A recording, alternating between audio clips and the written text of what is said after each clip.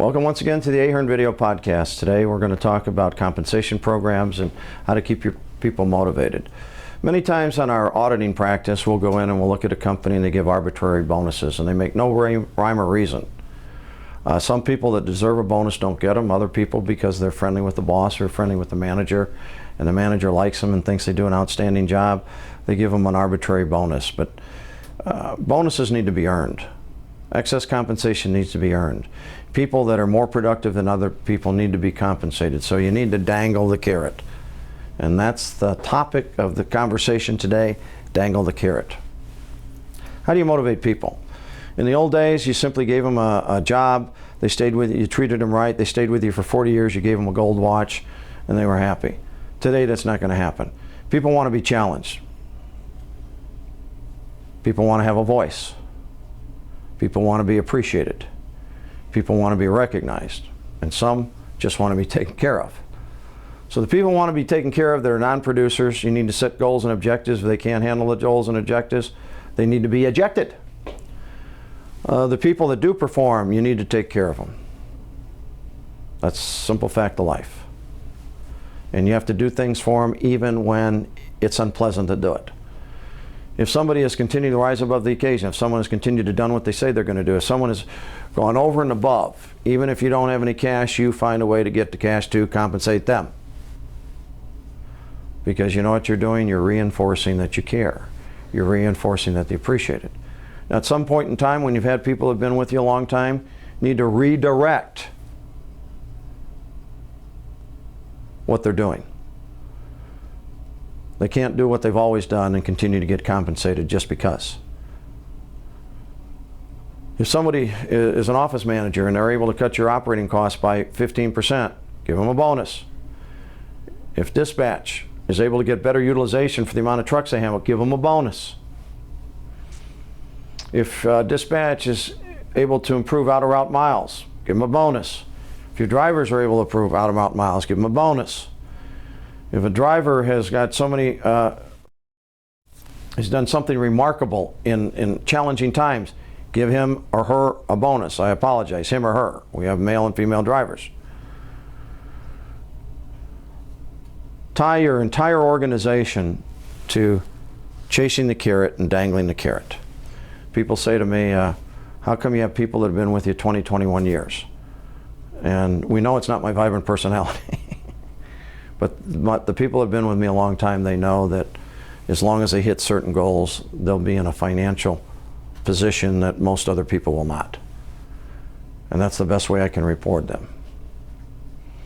There's a big talk about the impact of health insurance, and yes, it's very costly. Even for a small company like us, it really impacts your cash flow when business is cyclical. But it's a very important component of keeping people employed. So find a way to have health insurance. Find a way to at least pay for at least 50, 60% of the employees' health insurance.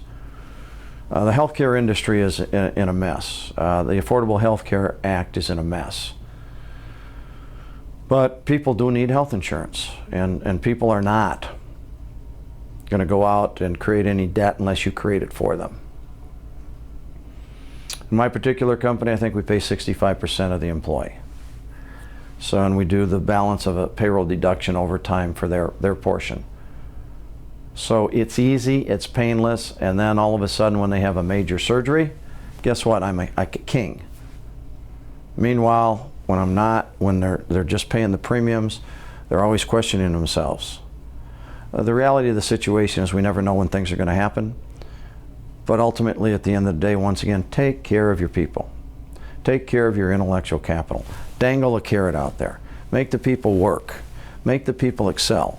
Make your employees do what they don't think they're capable of doing. Do we all have our peaks and valleys in a business? Yes. Is it sometimes hard to get people motivated when they're in a rut? Yes. But my grandfather used to say the good Lord only gives you the challenges you can handle. And when you're fighting cash flow, because we deal with customers every day, they're fighting cash flow, they look at it as the ultimate nail in the coffin. I look at it as a challenge to overcome. I'm a firm believer that you can overcome any challenge if you really put your mind to it. I'm also a firm believer that if you can continue to procrastinate and give excuses why you don't want to do this, why you don't want to do that, why you don't want to do this. And here's a fine example. We've been negotiating with a client for the last 3 months. Client finally says, I've sent your contract. And I said, great, but where's the money? Well, we're going to start XYZ. I said, well, we still need the money because I got to schedule the auditor. And in this case, we're also going to develop the software for him. So once I schedule, I'm obligated to pay the auditor and I'm obligated to pay the software provider.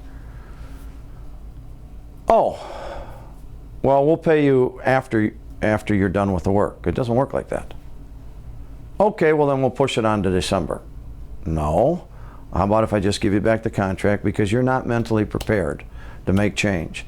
And if you're not mentally prepared to make changes, then you're going to have one excuse after another excuse after another excuse after another excuse. Company isn't where it needs to be. You need to decrease your operating costs, increase your bottom line profits. And you can't wait till the end of the year, because the end of the year is the end of the year. And anything you start implementing in January, February, March won't have an impact until May, June, or July. So you're actually a year out. I'm not interested. What do you mean you're not interested? I'm not interested.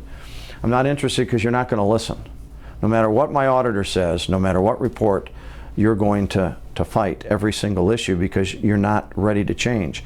And until you're ready to change, you're going to fight these same problems. Do you enjoy coming to work every day? No. Do you take some of the problems home? Yes. Are you making any money? No. Do you want to make money? Yes. What's the freaking problem? And that's the point I'm trying to make. Part of his problem is there is no carrot. There is no dangle. There is no nothing. You come to work, you don't do what I say, I'm going to yell at you. Well, that's a great incentive. So you keep the people that don't want to excel, and you get rid of the people that are directly responsible. People make companies grow. Until next time, thank you for attending the podcast.